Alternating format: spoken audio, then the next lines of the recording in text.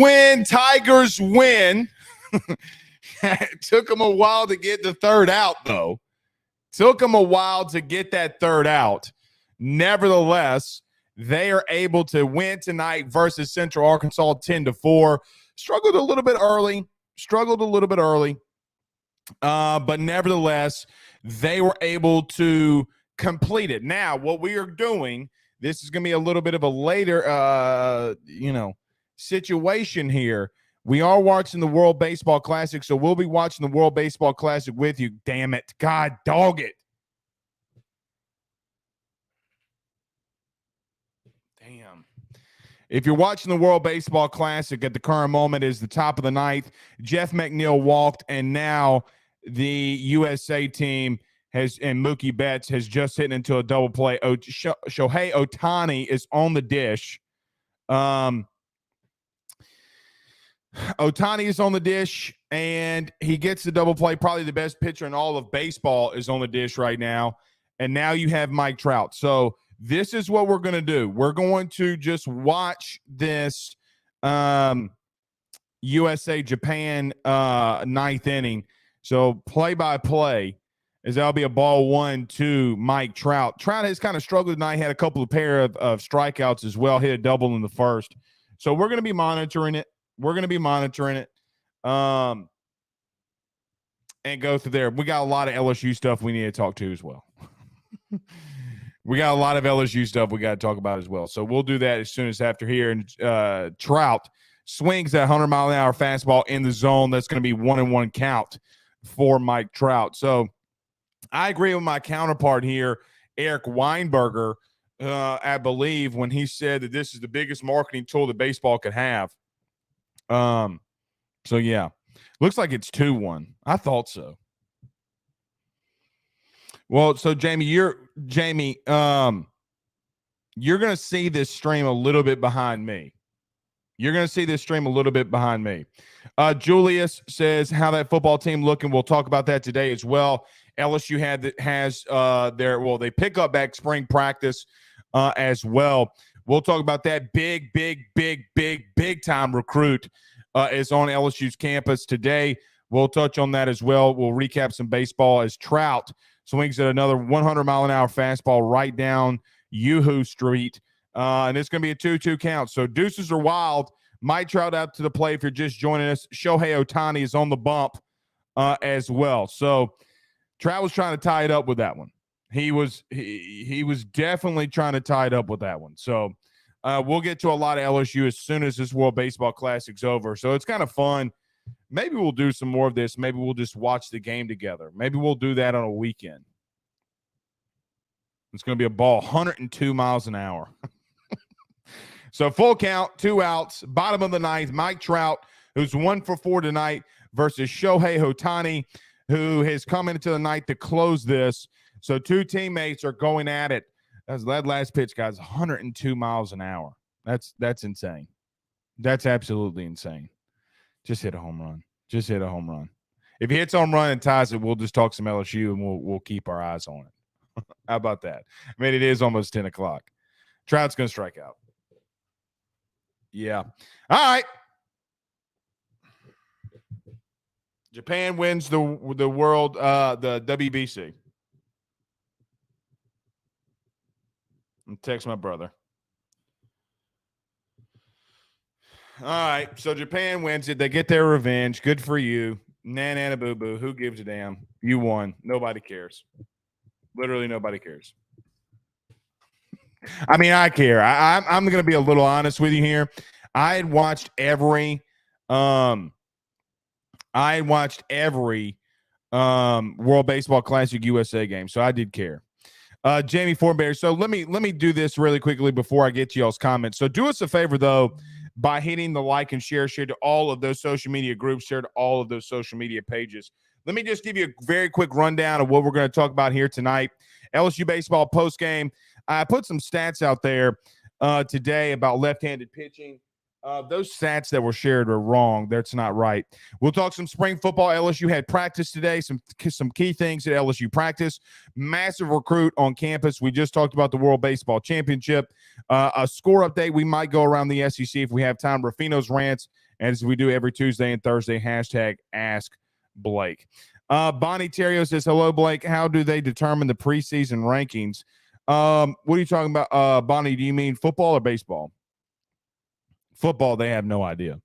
Holden Lee says, if the USA actually had their pitchers like Cole, DeGrom, and others, it wouldn't even be close. Well, they're not there, Holden. You know what I mean? Like, and DeGrom's coming off a couple of injuries, so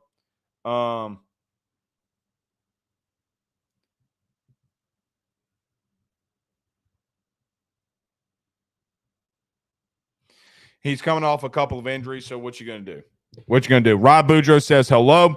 What's going on, buddy? Jacob Wiggins says, let's go. Let's do this thing. Dane Bertrand says, Blake, let's go. Absolutely. Jamie Fortenberry says, Rudy says, what's up? Where you at? Where are you at? Bonnie says, in baseball, Blake, how do they come up with the rankings in baseball? So basically, you just have one outlet that determines everything for rankings. That's normally either Perfect Game or D1 Baseball. Everybody goes pretty much, I guess, really through D1 Baseball, if you will. There's not many rankings out there for you to determine who's the number one seed. Then at the end of all this, they give you a committee. So at the end of all this, you will get a committee and you'll go from there. So baseball rankings is not something that you should kind of rag home about. Jamie Fortenberry says, do you think Ohtani to the Yankees next year? God, I hope so. He's the best player in the world. Okay. I just texted my brother. He said the same thing. He is literally the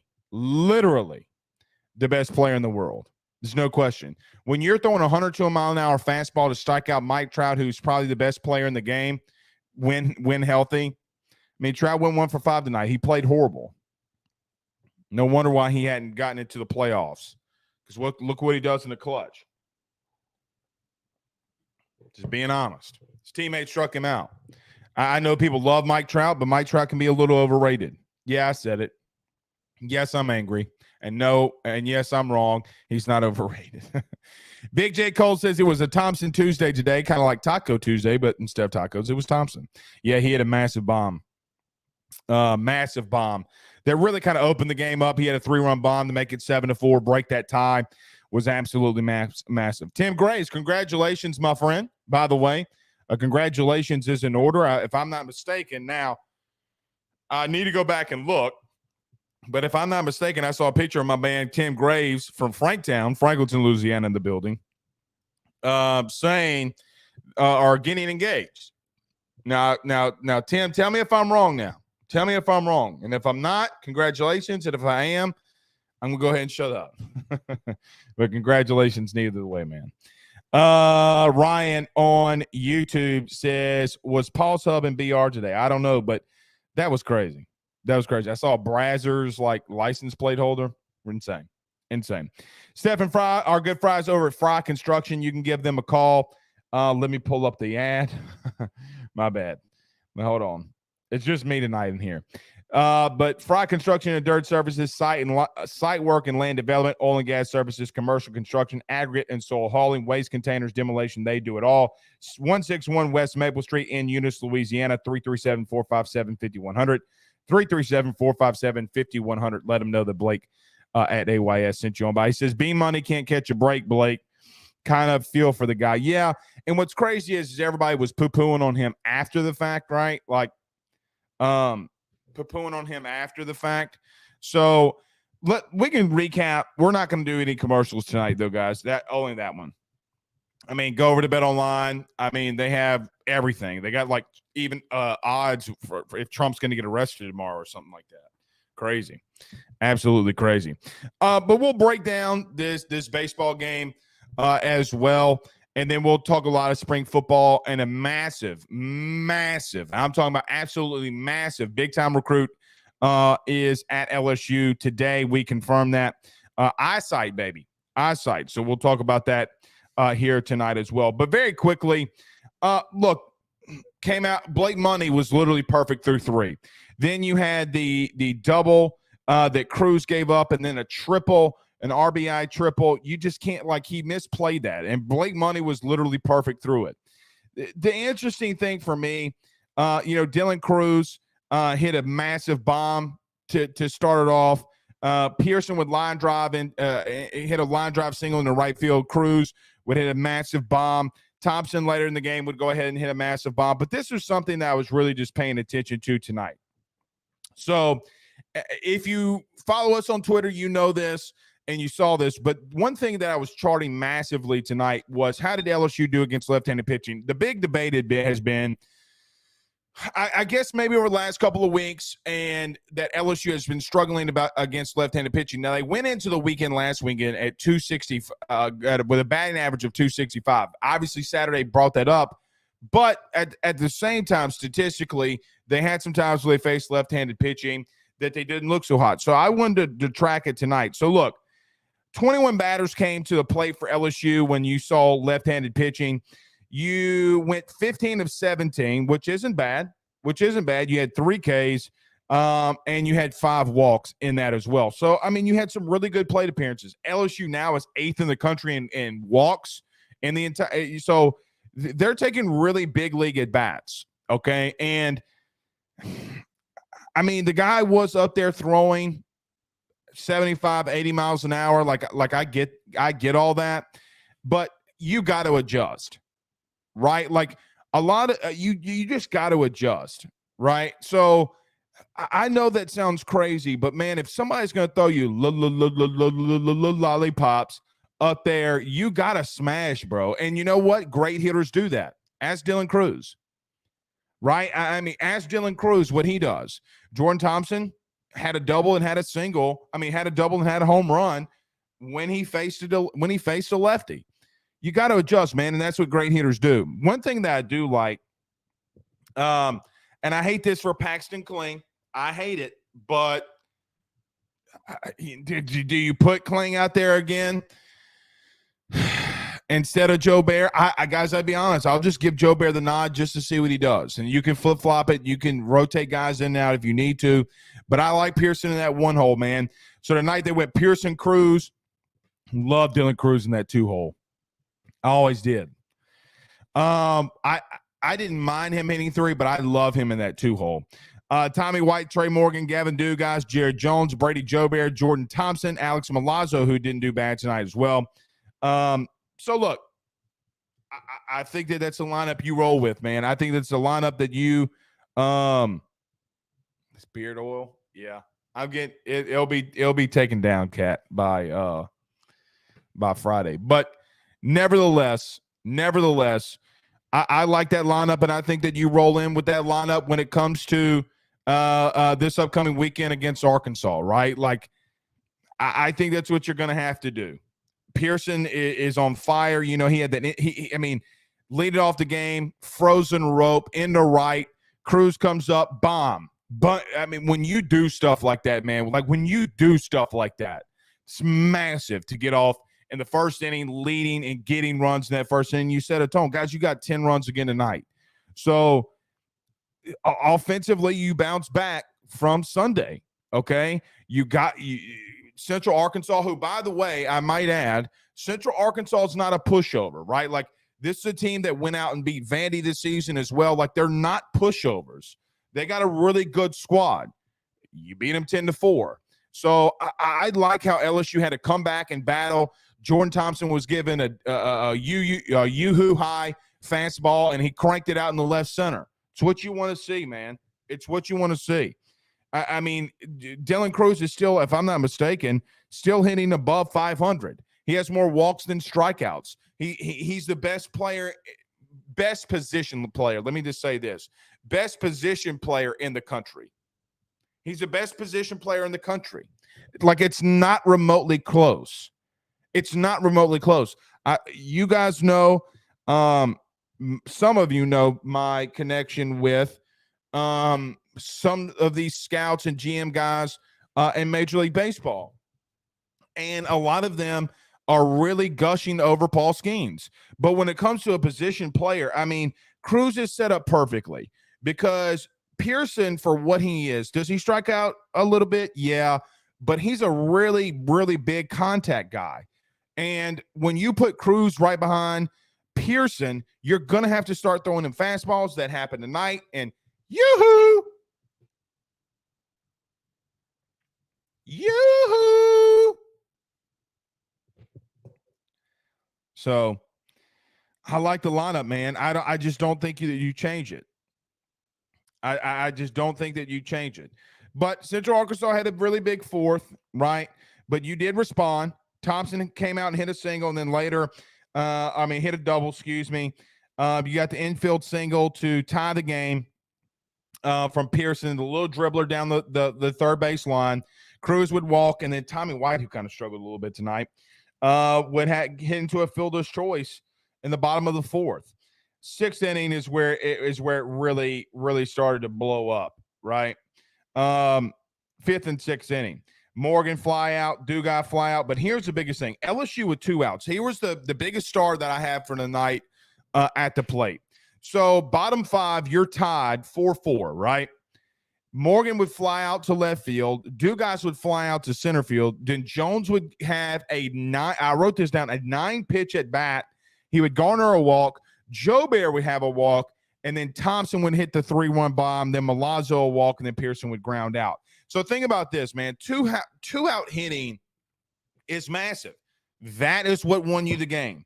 You have a true freshman that's at the plate having a 9-pitch at bat, and he's able to do what he did, right?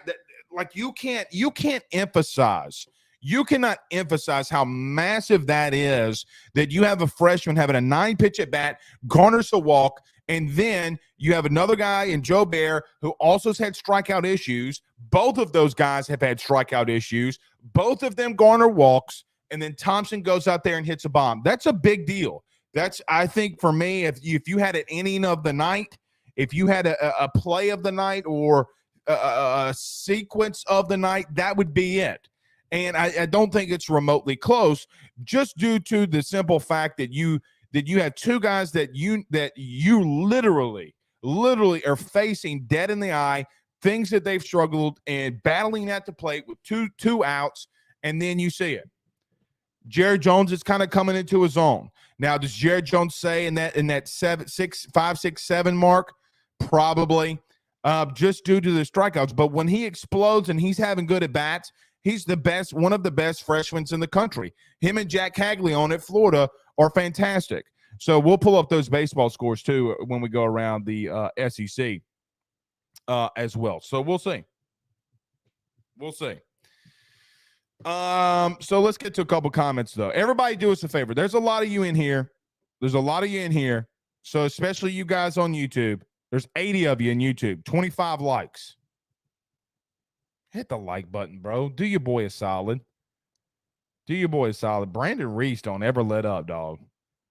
He don't ever be letting up. Let's talk some football, Blake. I hear you. Dane Bergeron says, I agree with the lineup. Also keep Morgan at first base. He's so athletic and he could snag errors. I agree with that. Kat Clark says, Blake, you need some beer. I know. It's getting out of bounds. Here, but I'm getting a haircut on Friday. Shout out to our good friends over at the Bearded Barber. What time is it? 20 minutes into the show? Hell, I'm going to sit Matt Austin this. So if you're ever in Hammond, and literally, I know you guys are getting on my beard, right? I know you're getting on my hair, like you just did in the chat, Kat. But nevertheless, Friday, Bearded Barber Hammond. If you're in the local area, you guys, and this is not a paid promotion, right? Like not a paid promotion, but nevertheless, good friends of ours here in Hammond. They do a great job. Matt Austin's the dude, always lining your boy up. Brandon Graziano says U.S. just lost World Baseball Championship. That they did. Tim Graves says, yes, sir, I got engaged. Shout out to you. Congratulations, man. Congratulations. Sip G 228 area code. Is that like Mississippi Gulf Coast? You repping the 228, brother? Mississippi Gulf Coast? Says Pearson needs to lead off, in my opinion. I agree with that, Sip. No question about it. Kevin Forget says the difference now versus then is we are taking care of midweek games like we should. In the past, midweek games are so hard to watch. Well, a lot of schools of thought there, right? A lot of schools of thought there. I think Jay put some emphasis on it. I think Jay put some pretty high emphasis on it because, look, at the end of the day, if you're in a situation in the baseball committee, and I will tell you this, Jay Ortiz has been a part. I don't think if he still is. I don't know. He's been a part of the committee. I don't really remember. I really don't remember who the other. I think it was another Southland Conference coach, but I can't necessarily remember. But you've had a couple of people on this committee, and when you see a lot of wins, right, like just a lot of wins, you're going to get a lot of benefit of the doubt because these guys aren't researching all 64 teams, right? Like they're just not. And you have these automatic bids in there and stuff like that. So it is what it is. Dane Bergeron says, Blake, my son lives in Georgia and watches your show regularly. Awesome. I dig it. I 1,000% dig it. We'll see. Cat Clark, who was making fun of my beard earlier, says clutch players just step up. I agree with that. All right. So midweek game, I'm not spending more than 25 minutes on a midweek game. I mean, you guys saw it. You know what it is. So Tavion Galloway did just say flip season.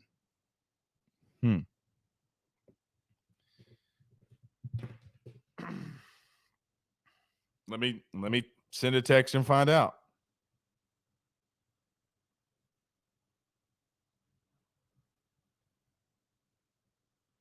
Let me find a text and find out.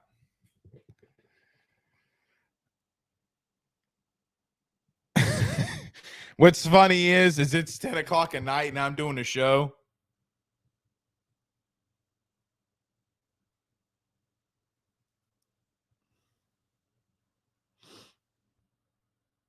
Hold on. I just got a text back. Hold on.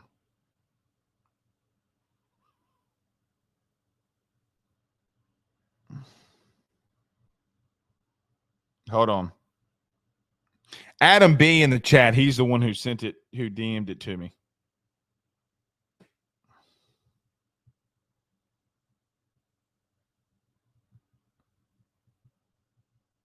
All right.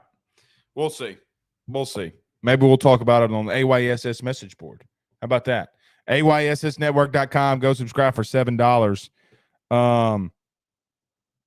Oh, goddamn. Okay.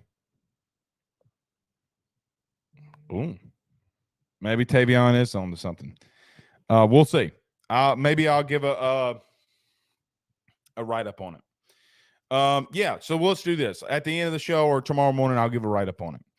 Jason Brumfield says he may be talking about a kid he convinced to flip. Nuh-uh. It's not what's going on. Hong, I hope I'm saying your name correct. He says, let's go to football and recruiting. All right, so let's do that. So today, LSU picked it back up on the practice field. A lot of the same stuff, man. A lot of the same stuff. So something that we talked about, and I do expect this to change, okay? How it's going to change, I don't know. What player's going to be, it's going to change, I don't know.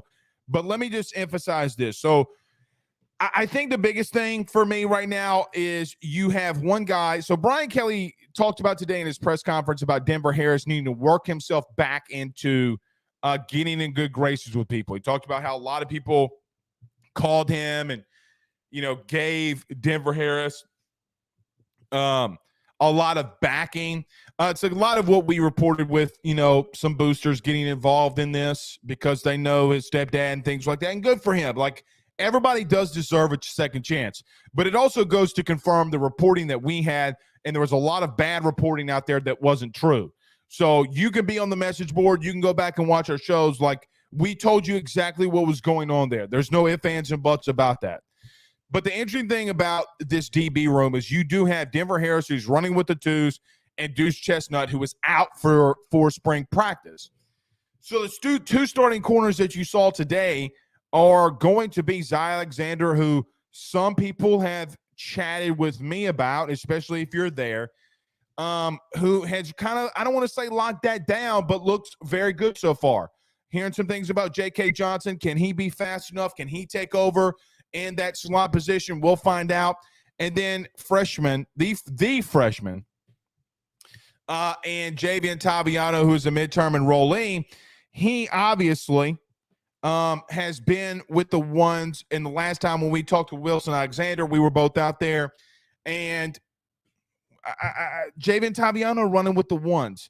Do I think ultimately maybe something flips there? Yes, because I just don't know if Taviano is going to start as a boundary corner when you have Denver Harris, Deuce Chestnut, and Zy Alexander. Do they move him in the inside? Do they do something special with him? Maybe. I just don't know. Now, can he? Is he talented enough to do it, being a top 50 recruit in the country? Absolutely. Like, I am not taking anything away from that young man. He's just very smart. He's got a high football IQ. He's a willing tackler. Is he going to play a lot for a freshman, I should say, at least at minimum? Yes. He'll probably be on all your special teams. Just not going to write off Denver Harris not be running with the ones when you're only a handful of spring practices into this, right?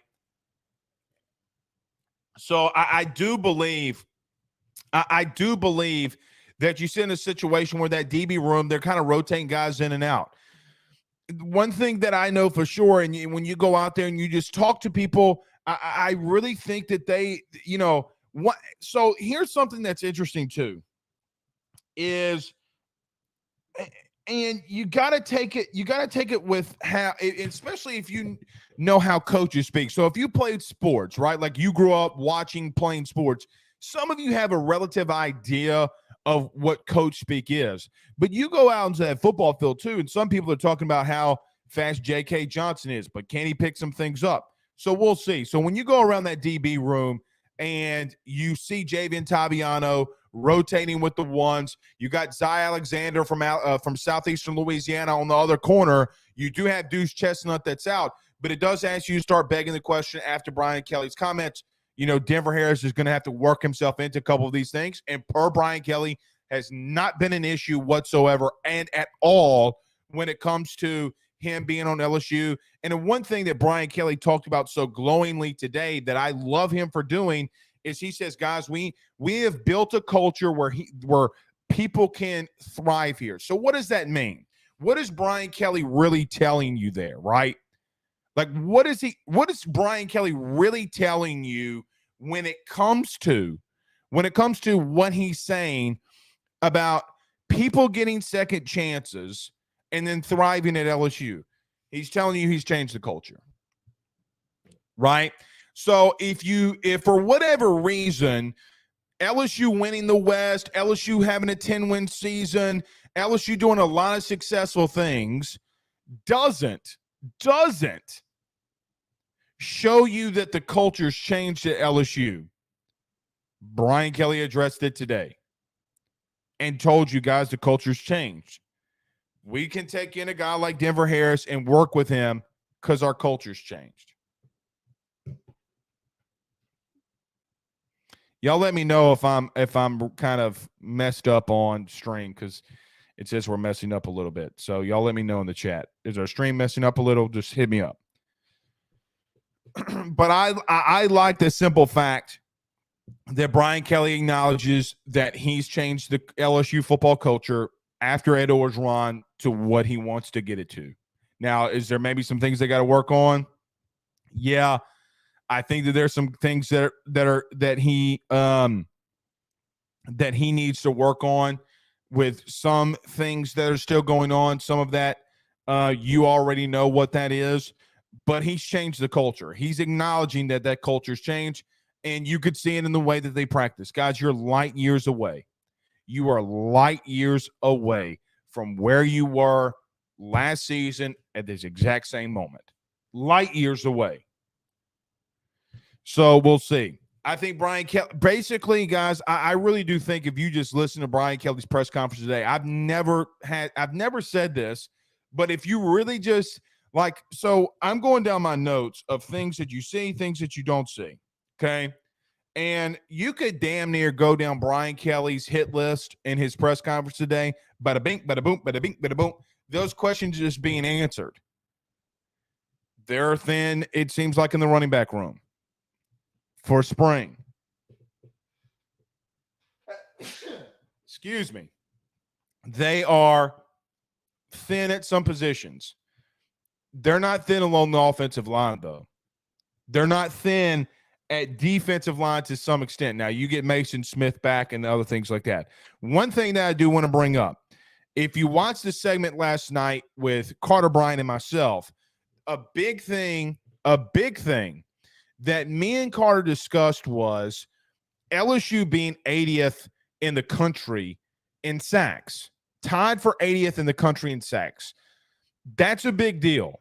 And I'm going to be focused a lot more on that defensive line. He was asked about Mason Smith today. He talked about how dominant he had been, and they really need to get that interior pressure. But it was something that we talked about at great length last night. About getting that interior pressure. Because, guys, quite honestly, you can't be saved by Harold Perkins and B.J. Ojulari for long periods of time. You got to get pressure on the quarterback. Brian Kelly addressed that today. And I got it. Look, for what it's worth, I give Jamar Cain massive amounts of credit for how he was able to, I don't mean this disrespectfully, but in some extent, he was able to advance guys from that defensive line room. Okay? You got to get better in the interior. And that's not a shot at Jamar. Without him, it would have been much worse. I think that you would have been much worse on the defensive line if Jamar Cain wasn't here and able to elevate you in how they did things in the interior. Like, I fully believe that. You know who else said it today? Brian Kelly. Like, literally talked about that today. But to those guys in that interior of that defensive line, you got to pick it up. You go get Paris Chan, you got Mekhi Wingo, you got Jacoby and Guillory back. It's time to step it up. So say I'm calling out the interior defensive line, whatever. I talked about I've said what I said, but God bless Jamar Cain. God bless him, because things could have gotten much worse, but he's got to get some help on that interior. So to whoever, if you're big in NIL, go get some guys in that interior defensive line, because the man went and got reinforcements for you. He did all that he could do, right? You go out and get a guy like Deshaun Womack, who today Brian Kelly talked about him being one of the most versatile, if not the most versatile guy on that defensive line. Basically what he's telling you is, with all due respect, what Brian Kelly mentioned today about Deshaun Womack, who, by the way, got here because of Jamar Cain, your defensive line coach, he's telling you that he is a 260-pound Harold Perkins. It's what he's telling you. So Jamar has done his part. You got upperclassmen along that interior defensive line. Jalen Lee being one of them. Jordan Jefferson, who we need to wait to see him in there too. We could legitimately, right? Like, we can legitimately come into the spring and you have Mason Smith. Come into the fall, come into that first fall practice or summer practice, and you're completely different on that interior defensive line with guys like Jordan Jefferson, with guys like Mason Smith. You got Mekhi Wingo, and that continues. Jalen Lee, who can be a rotational piece, that continues to, move itself. But that was my biggest number two, because we had talked about that massively last night.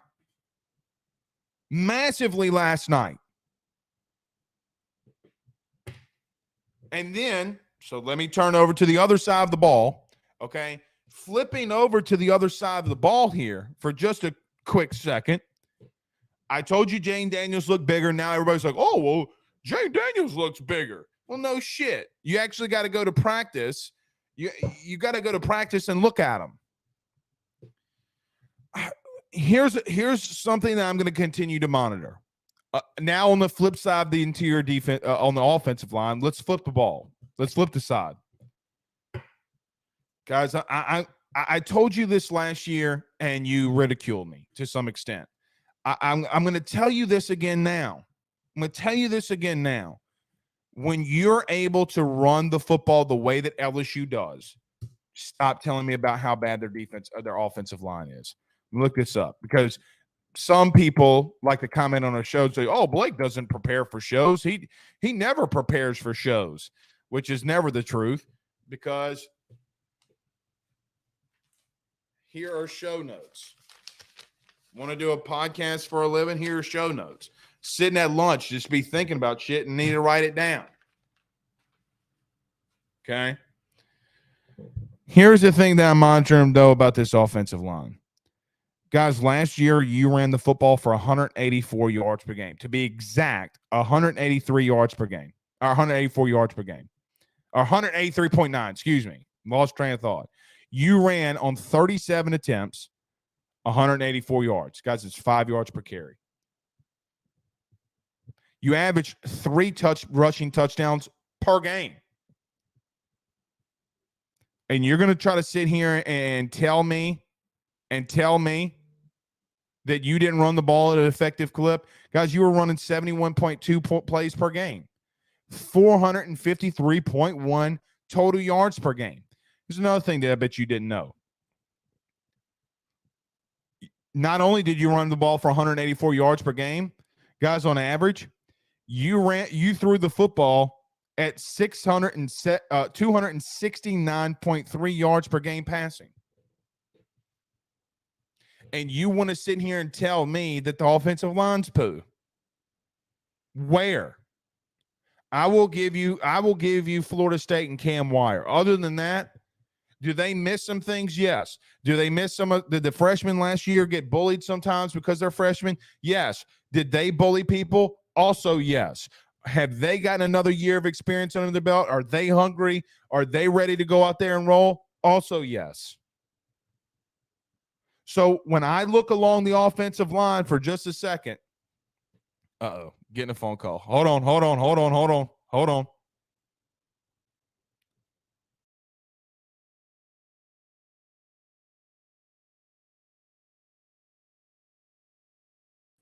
right.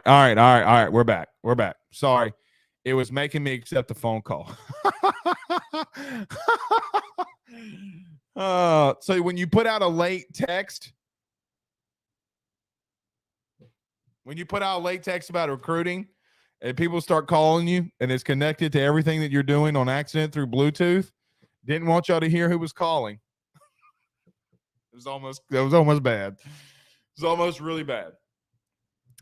Nevertheless, getting back to the offensive line, I think that they're going to be fine there. Mason Lunsford or Lunsford and others. And then you got Lance Hurd coming in, man.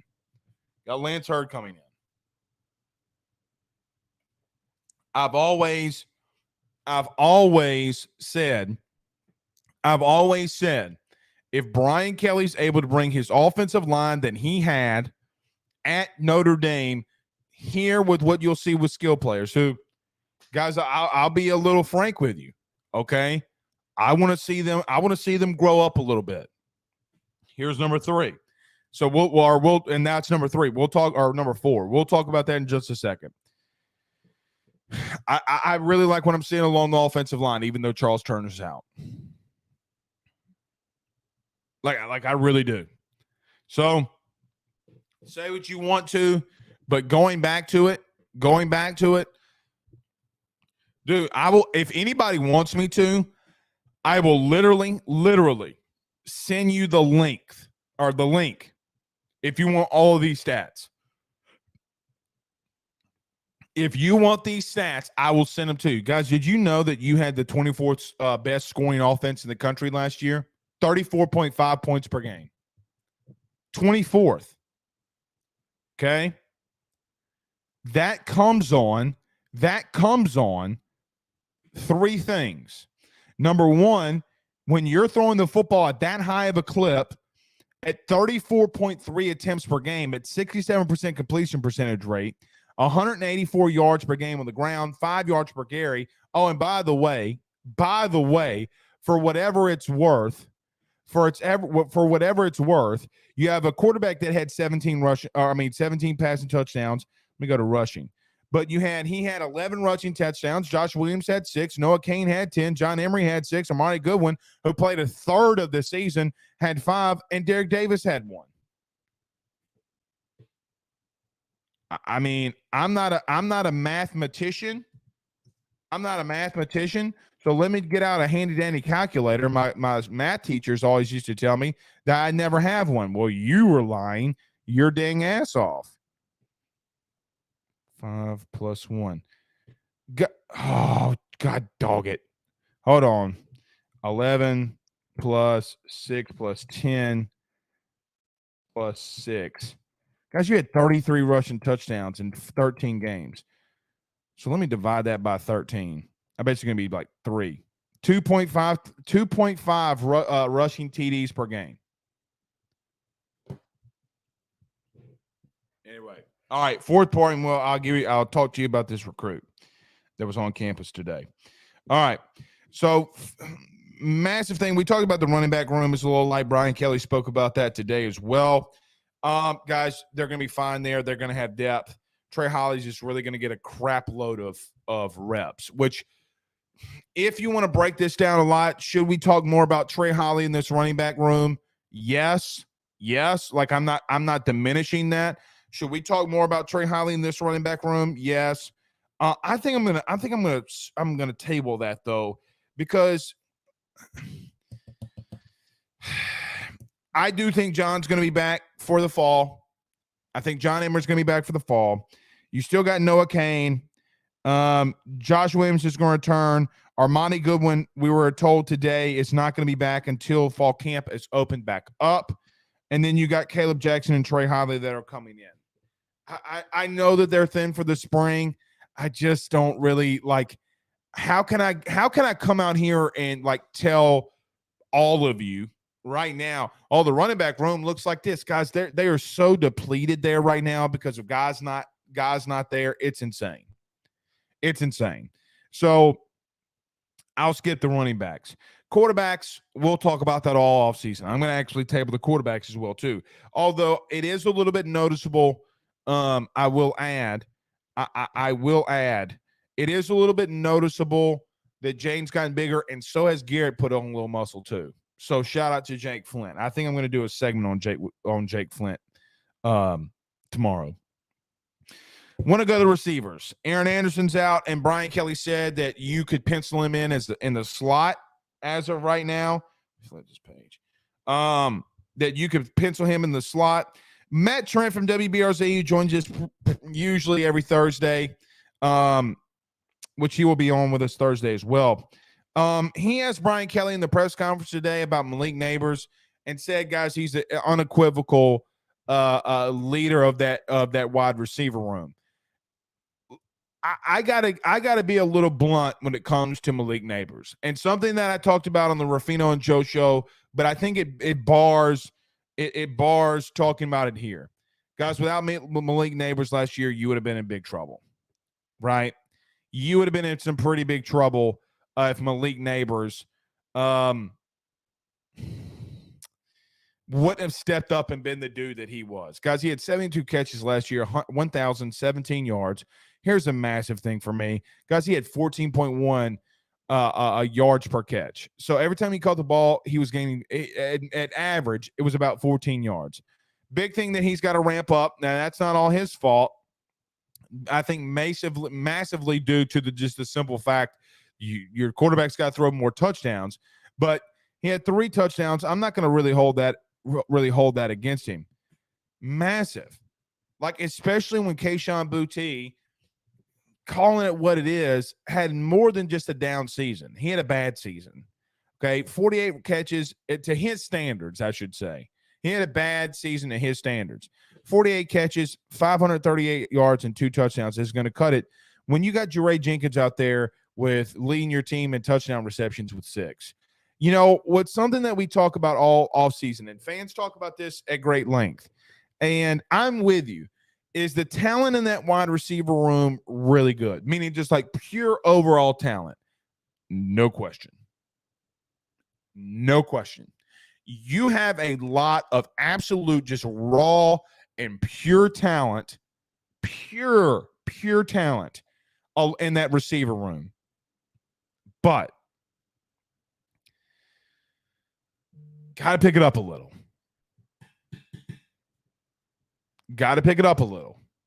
Okay.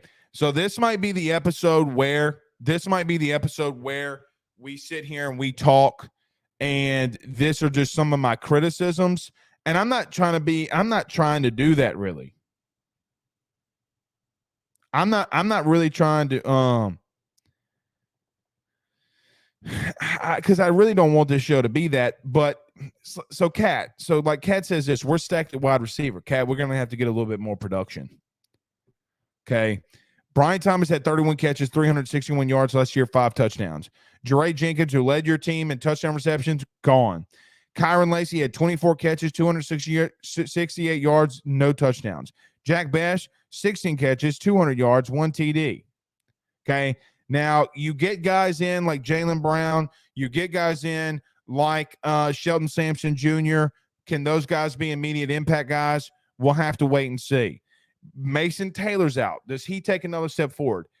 But that's tight ends. I'm talking about specifically receivers. You know that you got a dude in Malik, right? Like unequivocally, you have a dude in Malik. Who are going to be the other guys that step up around him? Because relatively, we don't know what Aaron Anderson can do. We know the hype around him. And if you can execute with him, fantastic. There's just going to have to be some guys that legitimately step up around Malik Neighbors. You can't lead the country in drops. I said country. You can't lead the SEC in drops. You just can't. So I guess my take is what you hear from the natural narrative of people that cover LSU. Well, if this, this guy and this guy and this guy can do good. No, you can't do it like that. You got to take position group by position group. I will promise you this. Name a time that you hear a coach. He might single out an individual, but when you talk to a coach in a press conference, you say, Coach, what are some things that didn't go right today? He'll say, well, the entire defensive line. And you could say, well, Blake, that's coach speak. He's not going to single anybody out when it's bad. And you're right there. Like you're right. But when he says the D-line, he calls out everybody. When he says the O-line, he calls out every O-lineman. He's not going to single out everybody. You're a unit when you come to those things. I guess my take is that maybe just the natural narrative around LSU might not be all the worries that I specifically have for this team. Right? Because I'm not, I guess I come off as the big analytical guy now, but I'm not analytical. Like you gotta combine both to some extent.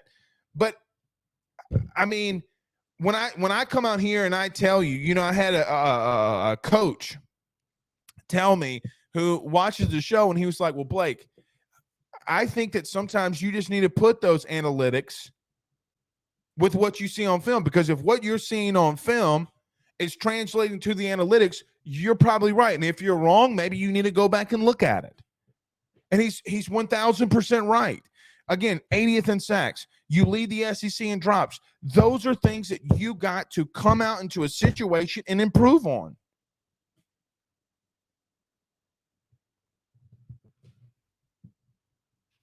Maybe I'm boring the shit out of you with all this, but I think this is some of my best work. It's true, man. It's true. Whether you like to admit it or not, whether deep down in the deep confines of where you're at right now, you don't want to admit it, I am telling you, the stats back that up.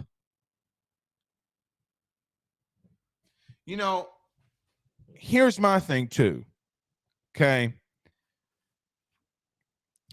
Don't tell me that LSU's not throwing the football either, by the way.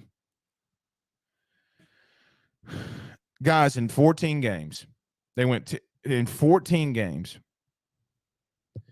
LSU averaged 34 passing attempts per game. 34. The defense The passing attempts that were against them, 30. Okay. Jaden had 388 passing attempts. Garrett Nussmeier had 84. Garrett had 800 yards. Jaden had 2,900.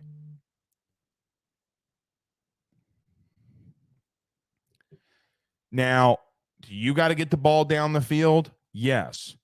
But don't tell me that don't tell me that you aren't getting your receivers involved when you're throwing the ball 35 times a game, especially when you're complaining about your quarterback running the ball that much.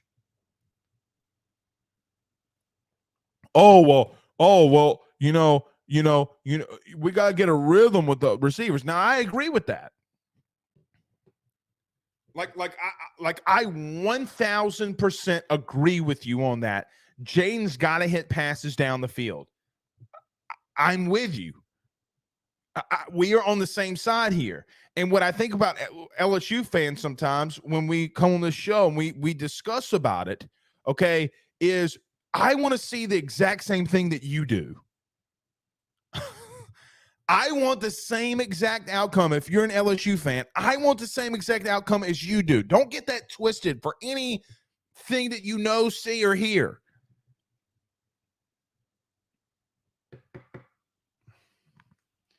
Got to get better at these areas, man. You can't say, well, get my guys in a rhythm when you're averaging 35. Let's round up 35 passing attempts per game. Don't do it. Get to a couple comments. Those are my notes. Omar Spates. The guy. Let me say this. I'll write this down. Because I circled him again. Omar Spates, dude. Omar Spates is a dude. Unequivocal dude.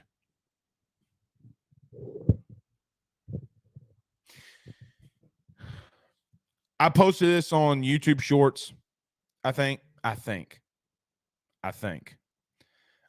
this on YouTube Shorts. I might have to reshare this. Remember the first time I told you when I saw Harold Perkins, I get those same feelings and goosebumps about Omar Spates.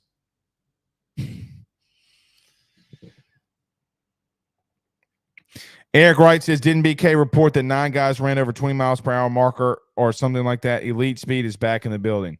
Eric, he did say that. That's great. That's fantastic. Who are those 9? I would love to know who those 9 are. And I get what you're saying about the receivers. At the same time, guys, you got to admit, since 2020, since Terrence Marshall left, you can say Kayshawn had some moments.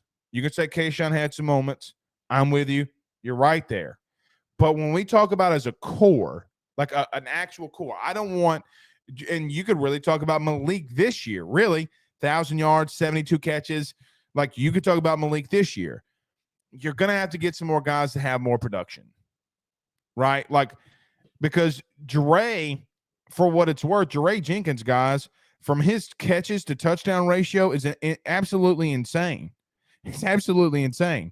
He had 27 catches with 6 touchdowns, 404 yards. That's kind of insane. You know what we don't talk about? Jane Daniels got a receiving touchdown on that Philly special from this past year. Roderick says, truth, bro. Jamie Fortenberry says, who was the top recruit that visited today? Anybody? I'll tell you in just a minute. Don, don't put tomatoes in your gumbo on YouTube says, I love this football talk, man. I'd rather listen to this than watch some stupid shows on TV, brother. Thank you. Kat Clark says, thank you. I appreciate that, Don. Blake, Coach BK doing his thing just like Kim Mulkey. It's true. Gamer's back in town. Ghastly Gamer says, Japan always beats us. No, they don't. You're going to make me say it. You're going to Gamer, I feel like you're trying to set me up to get canceled. That's what I feel like. I think you're trying to get me to say something like, and this, I'm not saying this. Okay. Gamer's trying to get me to say something like, okay, well, we still won the war. I feel like that's what Gamer's trying to set me up to do. I think Don sent me this earlier.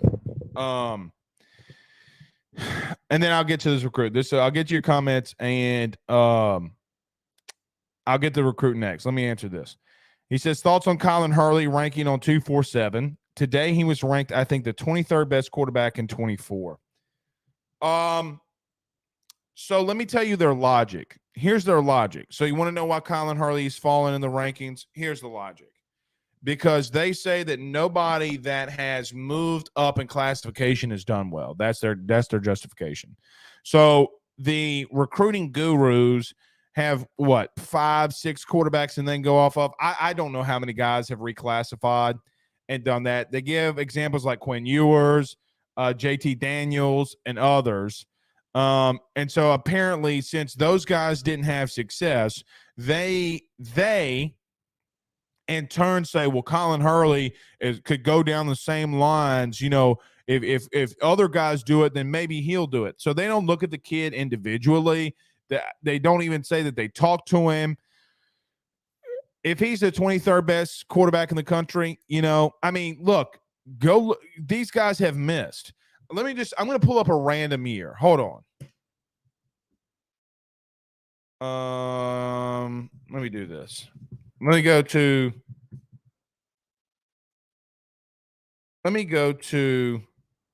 247. Let me just pull up a random year. Pull up a random year. Kind of want to go all the way back to 2018 because that was my 2008. That was the year that I graduated. They don't have they don't have the rankings in order in 2008. Maybe let's go to just a random year. Not in there in 14 either. Okay, let's try 15. Well, I'm not seeing it. I don't know why this isn't pulling up. God dog it. Let me see. Maybe let's just go 2020. Will they have it in 2020? Yeah.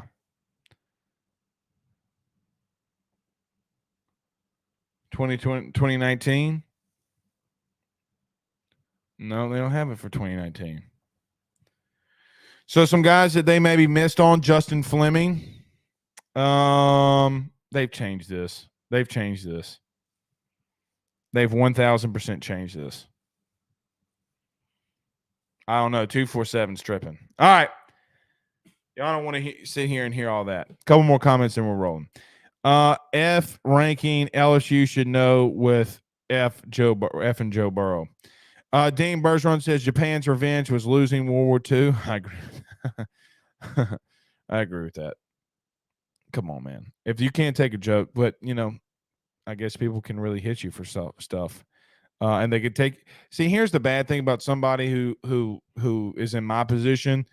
Like if we're about to do this TV deal or whatever, and people will take what you say out of context. So you got to be careful what you say on here. All right. Got some recruiting news for you, and I think then we'll call it because it's 10:38 at night, 10:40 at night. So the number one, so I couldn't find this for whatever reason because 247 was being stupid. Trey Des Green was on campus today. Eyeball witnesses confirm. I did put a more exclusive write-up in the AYSSnetwork.com forum. So if you want to $7 a month, go over there, subscribe, whatever. Let me just say this. Here are some things that I do know. The question had kind of been, and a lot of questions to me about Trey Des Green from East Feliciana, 6'6", 250 pounds if you don't know who he is. What's been going on with him? You didn't hear a lot from LSU. He's on campus today. Let me just tell you this.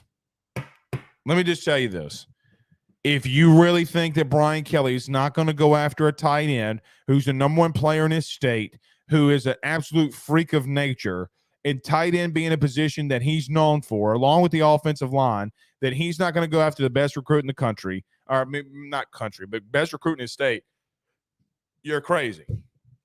You're absolutely insane. He took in practice today. I know that he was shown around the facilities and red carpet, literally. Red carpet service came for Trey Green today. So I think it's a massive deal, man. Like, if you can start piling in some of these massive in-state recruits, and this is when you start having the conversation, did you get to a place really quickly under Brian Kelly where you lock some things down?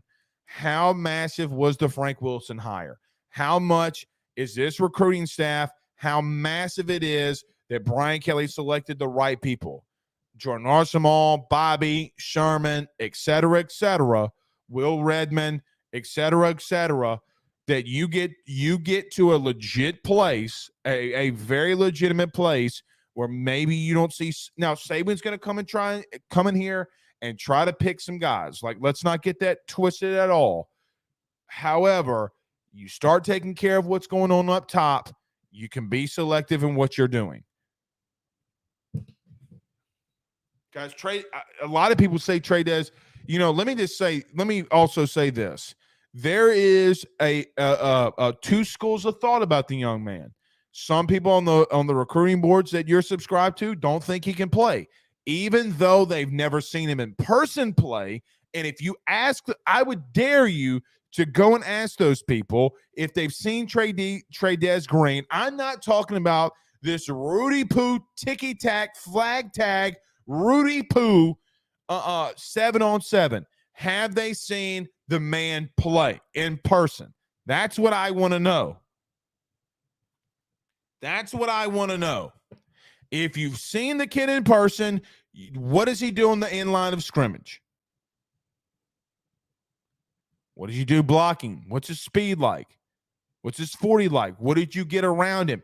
When the offense didn't convert a fourth down and he came over to the sideline, how did he react? And then how did his teammates react around him? Guys, when you go to high school games, you already know if a guy's a really good recruit or not. You could tell within the first 5 minutes of seeing him and watching him run up live and in person, in pads, I might add. Can this dude play or not? You will know within the first 5 minutes. I'm telling you. The things that I know for a fact that guys go around and talk more than anything, ask any scout in any profession anywhere, what is he like personality and character-wise? When crap hits the fan, because once you leave high school, crap's going to hit the fan a lot, especially for a young man that doesn't know upwards, sideways, whatever's going on with him. How's it going to be? What does his teammates think about him? Because those are the people that grew up around him in their life, right? Like, they know him better than you ever could. They know about the little rumors in the towns. Like, every town has a rumor mill. Every town has a rumor mill. They know all. And if your town is like my town, you know everybody's BS and junk. Now, maybe our town was a little bit more gossipy than yours is, okay? But everywhere I've gone and lived, there's serious gossip always going on. And the great thing about it is I'm never in the thing. I shouldn't hear some of the gossip my family spreads. Did you hear about Bobby Joe? No. What happened to Bobby Joe? Well, he got an infected toenail the other day. Okay, well, why in the hell do I need to know about it? Well, long story short, his infected toenail wind up leading to him meeting a nurse, and then he's been cheating on his wife with the nurse. Well, how old's the nurse? Well, she's like 36. Oh, okay. Well, what's her name? Well, yada, yada, yada, yada. You mean that girl was cheating on with him because of this, and this?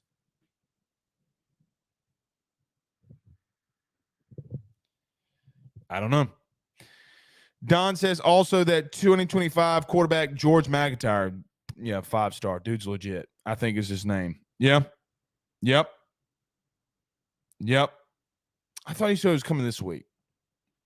I did not visibly see him. Now, was he on there? I don't know. I did not visibly see him, but Trey Green was for sure.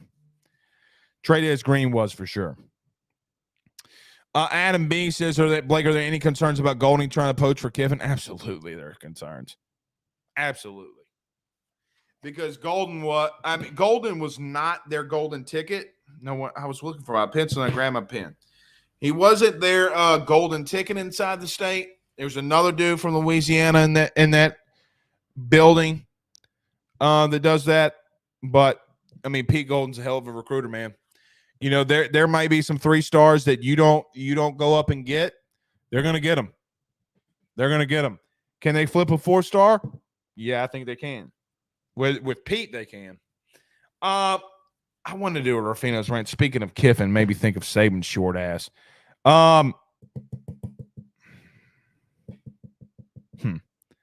Maybe I'll table that. But if I table that Saban thing, it'll just be, you know, nobody will remember it, you know, because it's already be gone through the news. I posted a video today. Go to Believe and listen to it. if you want to know how I feel. So stupid. So stupid. All right. Gassing it up tomorrow. We're going to talk some more football talk. We'll maybe get into some baseball as well. Till then, we will see you all tomorrow. So we embark on this going live once a day throughout the day of March. See you tomorrow.